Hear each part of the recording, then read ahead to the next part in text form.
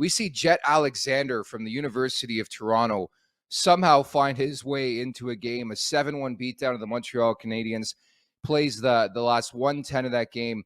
Almost by default, I will defer to you on this first and foremost to get the first reaction because you played in the NHL. How did you feel about this guy playing in an NHL game on Saturday night? Yeah, I had mixed feelings about it. First off, you think, man, that's cool. Good for him. What a story.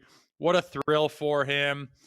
And then afterwards, you kind of thought to myself, this was put on the Leafs by their own doing, and to throw him a game kind of, does it cheapen it? Does he get that game sheet that he hangs on his wall forever? Is he an NHLer? And it's kind of like an asterisk or something, but it's a little bit of both. It would be not, I like it when legit emergencies happen and a guy legitimately has to get thrown in and he goes in there and makes a bunch of saves, and it's like this great story, fantastic. It happened and it needed to happen, and you got it, and what a great story. But just to throw a guy a bone for the hell of it, it's just like, who wants a game?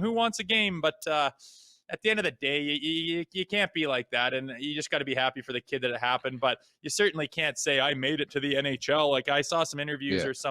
I was reading something that was like, I made it to the NHL the non-traditional way, and it's like, whoa.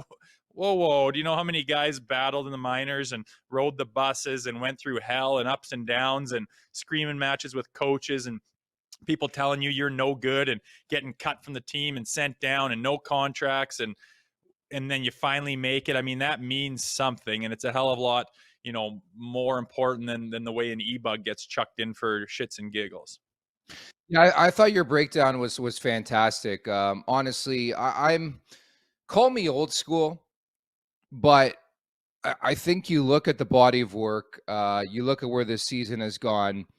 There's a couple things that stood out for me. Number one, Edmonton did this in late January, so they sort of they open the jar up, if you will, because Matt Berlin plays in that game against Chicago, and they started everything. And I think that opened the door for a team like Toronto. It's going to open the door for teams down the road to do the very same thing. But that's my major takeaway: is how hard it is to play in the NHL, how hard it is to get to the NHL. And I get it.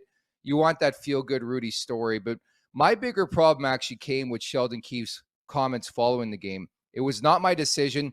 Word came down to me about 30 seconds before the whistle came and I made it happen. Then he was asked about who made the decision.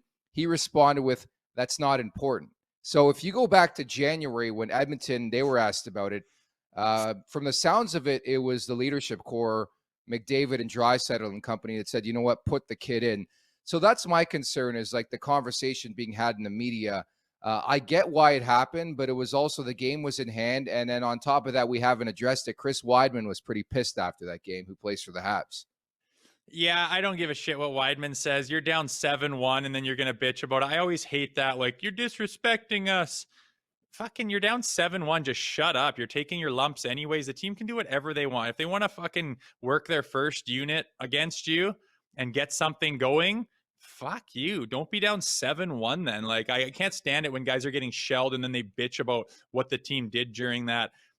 It's annoying, and got no fucking time for that. Don't be down 7-1 fucking Habs against their arch rivals. I mean, they hate each other. You think they're gonna, it's not about respect or anything. It's about, you're thinking about yourself, and forget that stuff. But as far as chucking them in, who would have sent that? I was trying to figure that out. I don't think it was the players saying throw them in. The word came No? down from up top is how I read it. And for all I know, they're thinking they might need to use some emergency backups in the future, and they want to toss this guy a bone and let everyone else in the GTA who's got some goaltending experience to maybe give them a call and say, I want to be an EBUG, and they can get the best emergency backup on call that they can possibly get, because they think they're going to have to use him, a la Matt Murray being out all the time. So that's the only thing I can think of. Other than that, I don't know who would have wanted that or thought that was cool. Maybe just a guy had a heart and said, throw the kid in for a minute and a half. I'm not sure.